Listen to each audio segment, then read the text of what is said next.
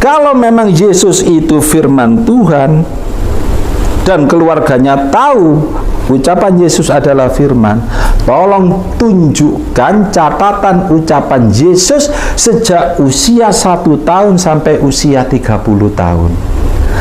Kalau bisa menunjukkan, saya akan masuk Kristen.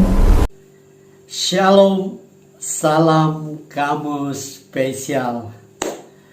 Saya secara pribadi bersukacita karena kita terus bisa belajar kebenaran firman Tuhan dan teristimewa menggunakan hak jawab kita kepada pertanyaan-pertanyaan dari saudara-saudara kita Muslim atau para ustadz. Dan hari ini saya tergerak untuk mengangkat satu topik. Wow, Kristen harus mu'alaf. Ustadz Masyud SM, seorang pakar kristologi nasional, membuktikan di Alkitab tidak ada perkataan Yesus dari usia 1 sampai 30 tahun. Nah, Bapak Ibu saudara-saudara yang kekasih dalam Tuhan Yesus, saya melihat dan saya mengambil potongan video dari channel Mu'alaf Center Hagia Sophia. Di situ dengan jelas ditunjukkan bahwa Ustadz Masyud SM, seorang pakar kristologi nasional, sedang mengajar dan dia berkata bahwa dia pernah berdebat ya dengan beberapa apologet Kristen dan dia membuktikan bahwa tidak ada perkataan Yesus dari usia 1 sampai 30 tahun. Nah, mari untuk lebih jelas kita saksikan potongan video yang saya ambil dari Mu'alaf Center Hagia Sophia. Mari kita saksikan. Kalau memang Yesus itu firman Tuhan dan keluarganya tahu ucapan Yesus adalah firman, tolong tunjukkan catatan ucapan Yesus sejak usia 1 tahun sampai usia 30 tahun. Kalau bisa menunjukkan, saya akan masuk Kristen. Ya, saya masuk Kristen secara tulus. Yang kedua, ya, kalau kamu bisa menunjukkan, nah itu di video itu ada di YouTube itu. Kalau bisa menunjukkan catatan ucapan Yesus usia 1 tahun sampai 30 tahun, potong kelingking jari saya. Kalau Anda tidak bisa menunjukkan, berani enggak kelingking jarimu saya potong? Setelah kita menyaksikan potongan video yang saya ambil dari channel Mu'alaf Center Hagia Sophia, di mana Ustadz Masyud SM, pakar kristologi nasional, kita bisa melihat di situ bahwa ada 2 hal yang kita harus tanggapi. Ya, sekali lagi ini saya menggunakan hak jawab saya sebagai seorang pemimpin agama Kristen untuk menjawab pertanyaan-pertanyaan tersebut. Yang pertama adalah kita perhatikan dari potongan ceramah itu bahwa Ustadz Masyud SM berkata bahwa tidak ada perkataan Yesus ya di dalam usia 1 sampai 30 tahun ya. Nah, mari kita akan lihat di dalam Lukas 46 ayat 49. Lukas 2 ayat 46 sampai 49. Di situ dikatakan, sesudah 3 hari mereka menemukan dia dalam bait Allah. Ia sedang duduk di tengah-tengah alim ulama sambil mendengarkan mereka dan mengajukan pertanyaan-pertanyaan kepada mereka. Dan semua orang yang mendengarkan dia sangat heran akan kecerdasannya dan segala jawab yang diberikannya. Dan ketika orang tuanya melihat dia, tercenganglah mereka. Lalu kata ibunya kepadanya, "Nak, mengapa engkau berbuat demikian terhadap kami? Bapamu dan aku dengan cemas mencari engkau." Jawabnya kepada mereka, "Mengapa kamu mencari aku? Tidakkah kamu tahu bahwa aku harus berada di dalam rumah Bapakku?" Nah, kalau kita perhatikan dengan jelas Ustadz Masyud SM berkata bahwa tidak ada perkataan Yesus. Tapi di sini kita lihat bahwa Yesus menjawab dengan jelas bahwa dia berkata, jawabnya kepada mereka, "Mengapa kamu mencari aku? Tidakkah kamu tahu bahwa aku harus berada di rumah Bapakku?" Nah, ini adalah pernyataan Yesus. Jadi pernyataan Yesus sendiri ini, dan ini adalah sesuatu yang diterima sebagai firman Tuhan.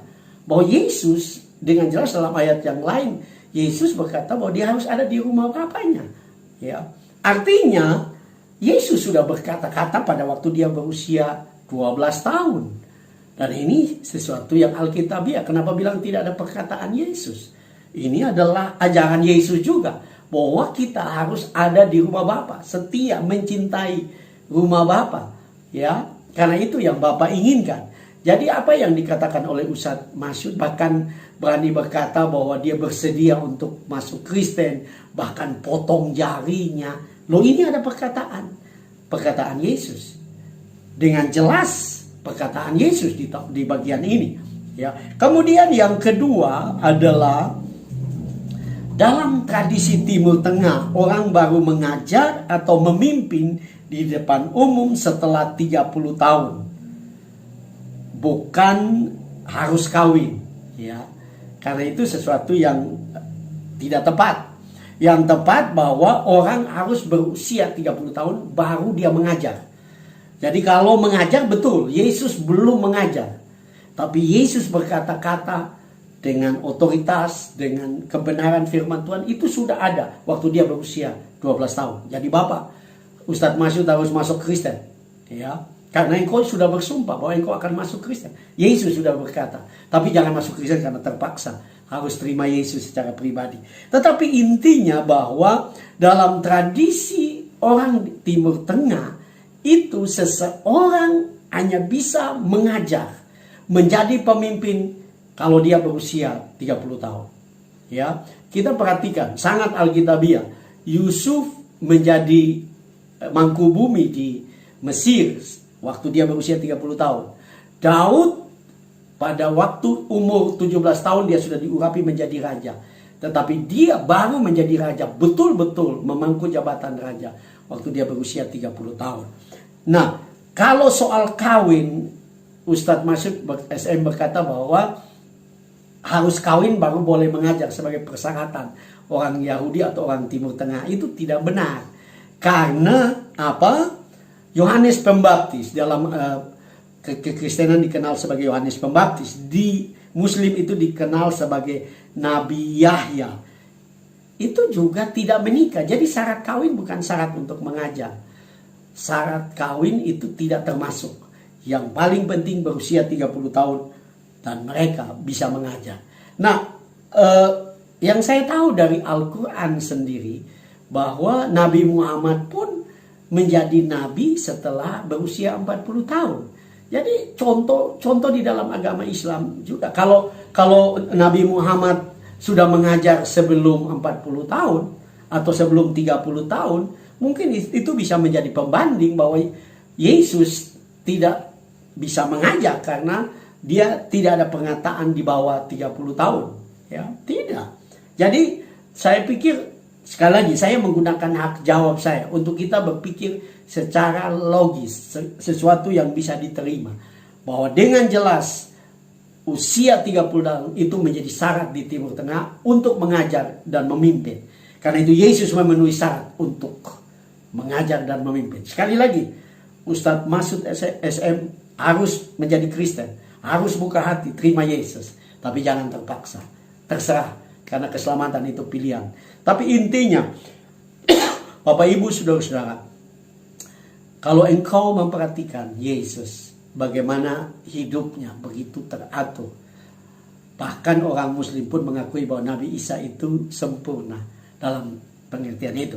Kristen menyatakan bahwa Yesus tidak pernah berbuat dosa.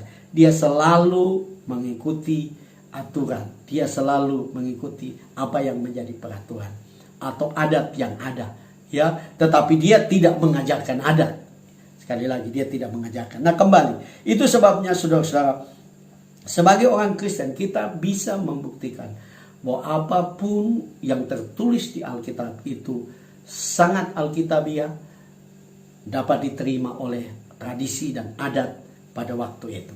Karena itu Bapak Ibu Saudara yang belum percaya kepada Yesus, buka hatimu, percaya kepada Yesus, terima dia sebagai Tuhan dan Juru Selamat pribadi, supaya engkau memperoleh keselamatan. Tidak lagi semoga, ya, tetapi engkau pasti selamat asal engkau percaya kepada dia. Dan apabila engkau diberkati dengan video ini, jangan lupa like, subscribe. Ingat, subscribe itu gratis. Waktu engkau melakukan subscribe, engkau sedang mendukung channel ini terus berkembang dan menjadi berkat bagi banyak orang. Jangan lupa memberi komen yang membangun. Jangan lupa juga tekan lonceng, supaya setiap kali saya upload video, Bapak Ibu Saudara mendapatkan notifikasi. Dan kalau engkau benar-benar diberkati, bagikan video ini, supaya banyak orang tahu kebenaran, dan kebenaran itu memerdekakan mereka. Bagikan di grup Facebook, di Facebook saudara, di grup Facebook, di grup WA, di grup Telegram, sehingga ada banyak orang bisa menonton dan mereka diberkati, mereka diselamatkan oleh Tuhan. Saya percaya Tuhan memberkati engkau malam ini. Salam.